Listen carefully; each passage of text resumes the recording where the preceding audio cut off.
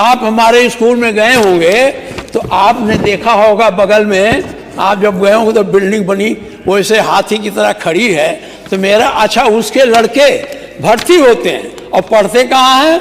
दूसरी जगह जाकर। हमारे यहाँ जब आते हैं हमसे पूछते हैं साहब ये स्कूल कहाँ है, तो वही बिल्डिंग दिखा देता हूँ, वही बिल्डिंग है जाओ।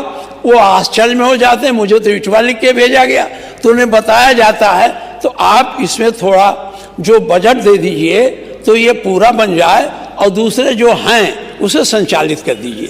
ये हर ब्लॉक में बन नहीं पाया, लेकिन जहां बना वहां तो संचालित करा दीजिए। बजट के अभाव में वो संचालित नहीं हो पा रहे हैं। इस बजट में उसके लिए माननीय संसदीय कार्य मंत्री, वित्त मंत्री जी ने बजट की कोई व्यवस्था नहीं की है।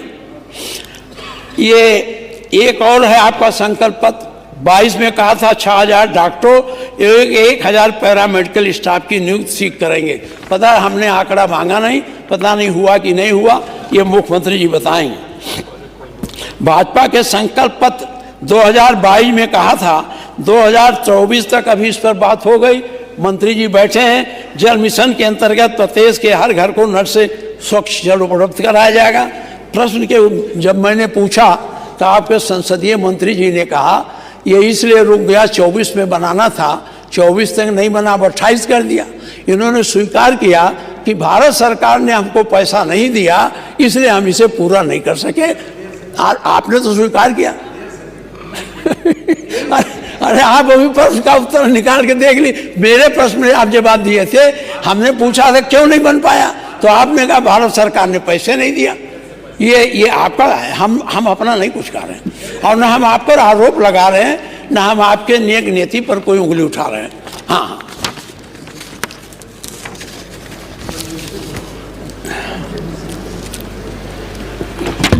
ये पंचायत जहाँ जहाँ बने हैं उसका हमारे पास आंकड़ा, उसको बनाने की कोई ज़रूरत नहीं है। माननीय मुख्यमंत्री जी ये ITI के बारे में आपको बताया है, फिर एक बार आपसे, अरे आप ही चल के उद्घाटन करिए मेरे क्षेत्र में, आपकी पार्टी की ताकत भी बढ़ जाएगी जब आप जाएंगे। हमें उद्घाटन करेंगे तो बढ़ेगा ही, तो आप चलें और हम आपका वहाँ स्वागत भी करेंगे, ऐसा नहीं है, आप हमारे मुख्यमंत्री हैं।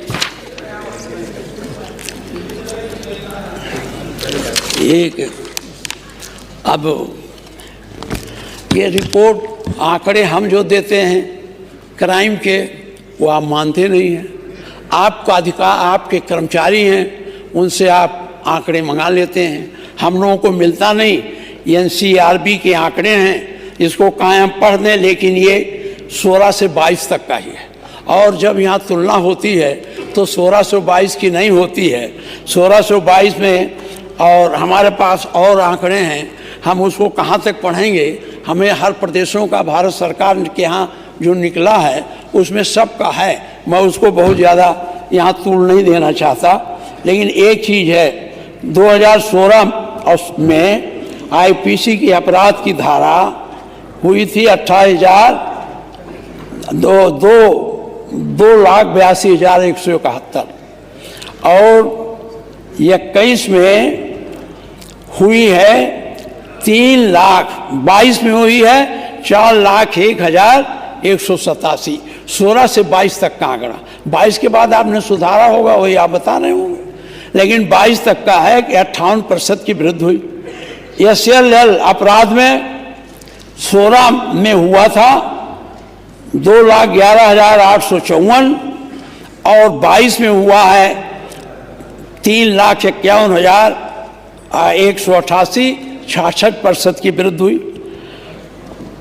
IPC SL की कुल अपराध हुए थे 16 में 4,94,025, और 22 में हुए हैं 7,53,675, 53% की वृद्धि हुई। महिला अपराध, जहां रोज हम लोग नारा लगाते हैं, 16 में हुआ था अपराध महिला का 49,262, और 22 में हुआ है 65,743, 33% है, प्रथम स्थान है विश्व। बाल अपराध में भी बढ़ा है, बाल अपराध में 16,079 था, 22 में हो गया 18,000। अपहरण 15,898 था, इसमें 16,262 हो गया। अनुसूचित जात का हुआ था 10,000, 16 में 426 और आपका 22 में हो गया 15,047%। आर्थिक अपराध में 15,765, 22 में हो गया 22,409। साइबर अपराध हुए थे 2,639, इसमें हुए 10,100।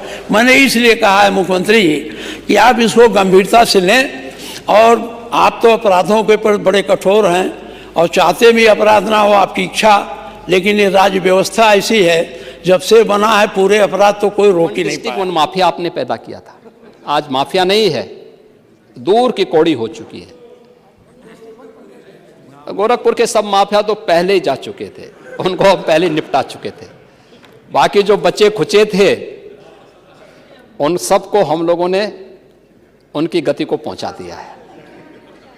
और हम लोगों का प्रयास था कि राम मंदिर बनने के पहले राम नाम सत्य है इन सब का हो जाए, लेकिन जो बचे थे समय के अंतराल में सब कुछ हो गया है। और आज मुझे बताते हुए प्रसन्नता है महोदय कि ये सब हम करने में सफल हुए हैं। पुलिस के रिफॉर्म हमने जो किए, पुलिस की सुविधाओं में जो बढ़ोतरी की, उनकी ट्रेनिंग को बेहतर की, ये वही प्रदेश था जहां पहले अपराधी दौड़ाता था, पुलिस भागती थी और पीछे अपराधी या माफिया उनको दौड़ाता था। माफिया के सामने सारे के प्रोटोकॉल फेल हो जाते थे। जो पुलिस पहले माफिया को सैल्यूट करती थी, आपने वो दृश्य भी देखा होगा, एक माफिया जिसने एक हाईकोर्ट के चीफ जस्टिस के काफिले तक को रोक दिया था, जिस माफिया के लिए 10-10 जजेस ने कोर्ट में किसी प्रकार की सुनवाई से इनकार कर दिया था, वही माफिया जब इस सरकार के समय पुलिस की गिरफ्त में आया तो पैंट उसकी गीली हो गई थी। ये वही सरकार है, पुलिस धमक से, शासन धमक से चलता है और वही धमक आज प्रदेश के अंदर माफिया के अंदर दिखाई दे रही है। और उसका परिणाम भी हमारे सामने है कि हम लोगों ने इसके लिए जो प्रयास सरकार के स्तर पर हुए हैं वह सभी उसके सामने है। नई योजनाओं के लिए भी बजट में प्रावधान किया गया है, जिसमें 28,478 करोड़ 34 लाख रुपए का प्रावधान इसमें किया गया है। और 16-17 की तुलना में अगर आप देखेंगे 3 वर्ष वैश्विक महामारी कोरोना का सामना करते हुए भी सरकार ने पर कैपिटा इनकम को बढ़ाने में मदद की है। 16-17 की तुलना में अगर हम उत्तर प्रदेश की प्रति व्यक्ति आय को देखेंगे तो यह लगभग 46,000 करोड़ के आसपास की थी।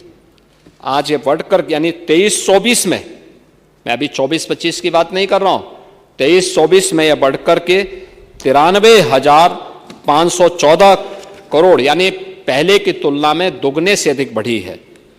हमने प्रदेश में जो विभिन्न विभागों से रेवेन्यू कलेक्शन किया है, अगर आप देखेंगे जीएसटी और वैट, आपके समय में जीएसटी नहीं था, सेल टैक्स था, तो सेल टैक्स और वैट में केवल 49,000 करोड़ का कलेक्शन हो पाता था और हमारी सरकार के समय यह लगभग 94,000 करोड़ पहुंचा है 24-25 में। और इसको हम आगे बढ़ा रहे हैं क्योंकि प्रदेश आज के दिन पर उत्तर प्रदेश अपने यहाँ जीएसटी के रजिस्ट्रेशन में पूरी देश के अंदर नंबर 1 है। 32 लाख रजिस्ट्रेशन अकेले उत्तर प्रदेश ने कराए हैं जीएसटी में। स्टेट एक्साइज में आपके समय में कुल कलेक्शन हो पाता था 12,000 करोड़ और आज हम उससे कलेक्शन करा रहे हैं 54,000 करोड़। क्या कोई अंतर ही नहीं है क्या? स्टैंप एंड रजिस्ट्रेशन में आपके समय में कुल कलेक्शन हो पाता था 8-9 हजार करोड़, हमारे समय में वह कलेक्शन हो रहा है लगभग 25 से 26,000 करोड़। परिवहन में आपके समय में कुल कलेक्शन हो पाता था 5,000 करोड़ और हमारे समय में वही कलेक्शन हो रहा है 9,000 करोड़। यह दिखाता है कि प्रदेश में एक व्यावसायिक गतिविधियां तेज हुई हैं, कानून व्यवस्था की स्थिति बेहतर हुई है और ईज ऑफ डूइंग बिजनेस के लिए सरकार ने जो माहौल बनाया है उसके परिणाम आज सामने आए हैं। और इसके साथ ही प्रदेश ने, आप राजकोषीय घाटा की बात कर रहे थे, लेकिन मैं आपको बताना चाहूंगा कि प्रदेश का जो राजकोषीय घाटा है यह हमारी एफआरबीएम की जो लिमिट है 3%, उससे नीचे 2.97% है। इसके अलावा आप देखेंगे कि यह जो राजकोषीय अनुशासन है यह सुशासन का सबसे बेहतरीन उदाहरण है। यह वित्तीय अनुशासन का भी, सरकार के विजन का भी, और सरकार के द्वारा जो योजनाएं बनाई जा रही हैं उसकी एग्जीक्यूशन के लिए सरकार के द्वारा जो उसके क्रियान्वयन के लिए जो रोडमैप तैयार किया गया है वह प्रभावी ढंग से आगे बढ़ रहा है। नीति आयोग ने और आरबीआई ने यूपी के बारे में जो टिप्पणियां की हैं वह, उन्होंने इस बात को कहा है कि नीति आयोग द्वारा राज्यों की राजकोषीय स्थिति के संबंध में प्रकाशित रिपोर्ट में उत्तर प्रदेश को फ्रंट रनर राज्य की श्रेणी में रखा गया है। इस रिपोर्ट के अनुसार 2018-19 से 22-23 की अवधि में प्रदेश के फिस्कल हेल्थ इंडेक्स में 8.9 अंकों का इजाफा हुआ है। व्यय की गुणवत्ता में व्यापक सुधार हुआ है। 2018 से 2023 की अवधि में जो कैपिटल एक्सपेंडिचर है वह कुल व्यय के 14.8% से 19.3% के मध्य रहा है। यानी हमने इसमें काफी लंबी छलांग लगाई है और इस अवधि में यह अनुपात देश के प्रमुख राज्यों के औसत अनुपात से अधिक रहा है। यह प्रदेश के अंदर के बारे में आरबीआई ने जो कहा है कि देश के सभी राज्यों की स्वयं के कर की प्राप्ति में उत्तर प्रदेश का अंश 2022-23 में यह 9.9% था, 23-24 में यह बढ़कर के 10.5% हुआ, 24-25 में यह 11.6% रहा है, जो देश में अब नंबर 2 पर आ चुका है।